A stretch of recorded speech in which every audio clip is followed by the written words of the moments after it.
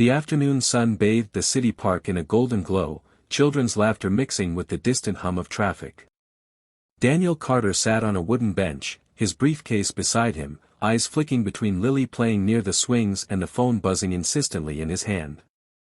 As the CEO of a growing tech company, calls like this were part of his life, but today, he'd promised himself it would be different. He'd promised Lily his undivided attention. Still, the urgency in his assistant's voice pulled him in. His brow furrowed as he turned slightly away, pressing the phone to his ear, discussing a deal worth millions. Just seconds, he told himself. Just a few seconds. But when he turned back toward the playground, the space where Lily had been was empty. His breath caught. He stood so quickly the phone slipped from his grip, clattering to the pavement. Lily. His voice cracked as panic surged through him. Heads turned, but no one seemed to know where she had gone. He scanned the swings, the sandbox, the path toward the ice cream cart, nothing. A knot tightened in his chest as he began to push through the weekend crowd, weaving between strollers and couples, his eyes darting everywhere. Each second stretched like an eternity, every unfamiliar face a reminder that she was alone somewhere. He called her name again, louder this time, his voice trembling. In that moment, Daniel wasn't a wealthy businessman or a confident decision-maker. He was just a father, terrified that he had lost the most important part of his world. Daniel's frantic search carried him across the park, his pulse pounding in his ears. Every instinct screamed at him to keep moving, to find her before the crowd swallowed her tiny figure completely. Then, near the park's fountain, he caught sight of something that made his steps falter, a small hand, so familiar it made his breath hitch. Lily. She stood beside a young woman in her 20s, who was kneeling so their eyes met at the same level. The woman's posture was calm, almost protective, one hand resting lightly on Lily's shoulder while the other held her hand securely. Lily's cheeks were damp, but she wasn't sobbing. She was listening. Daniel slowed, his relief clashing with a rush of confusion. The stranger's head was bent as she spoke softly to his daughter, her voice just low enough to blend with the splash of the fountain. People passed by without noticing, but to Daniel, the world narrowed to this one scene, his lost child safe in the care of someone he had never met. He closed the remaining distance in hurried strides, scooping Lily into his arms the moment he reached them. She clung to him tightly, her small fingers gripping his shirt. Daniel looked at the woman, ready to thank her, but something about her gaze made him pause.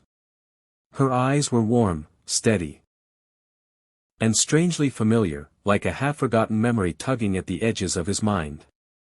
Before he could speak, she offered a faint, knowing smile, one that seemed to carry a story of its own. Daniel's arms tightened around Lily as if letting go might make her vanish again. Her small heartbeat thudded against his chest, grounding him in relief.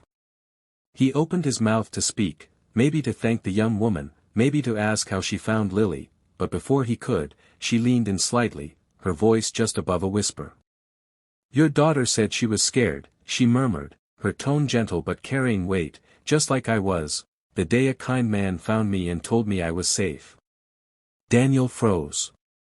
The sounds of the park faded, replaced by a flicker of memory, rain-soaked streets, a much younger him, and a little girl standing alone near a corner store.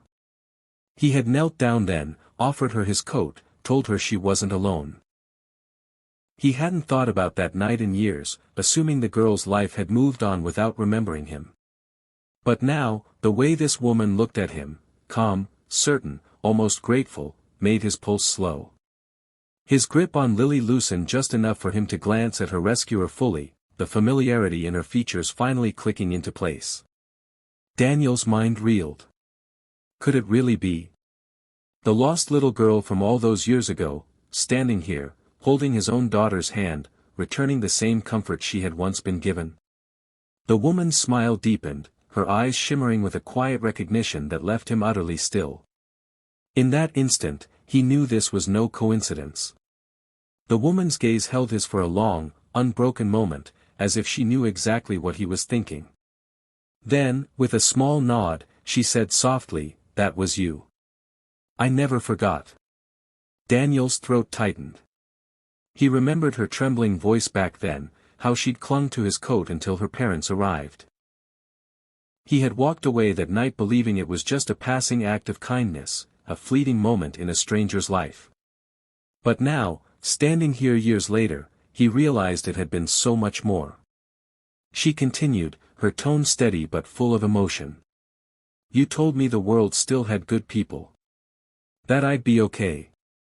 I held on to that every time life got hard. Her eyes flicked to Lily and softened even further.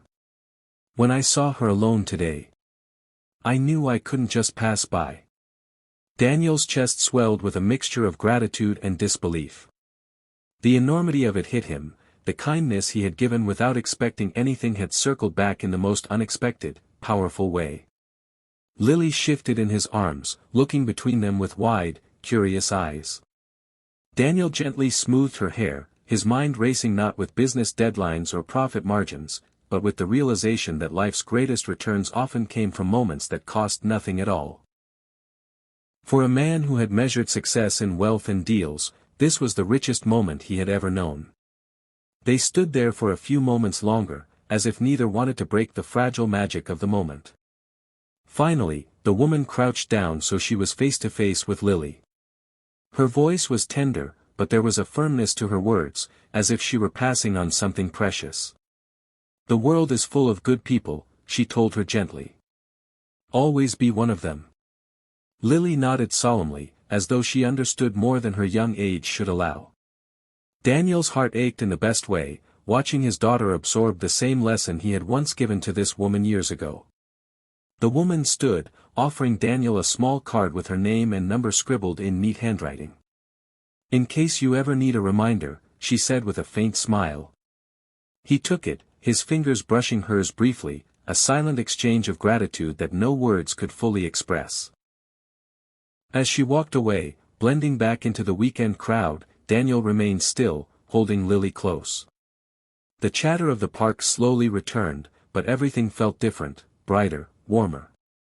He realized that some connections don't fade with time, they live quietly in the heart, waiting for the right moment to show their purpose. He kissed the top of Lily's head, whispering, "You see, sweetheart. Kindness always comes back." And for the first time in years, Daniel felt richer than he ever had, not because of what was in his bank account, but because of the love and humanity in his arms.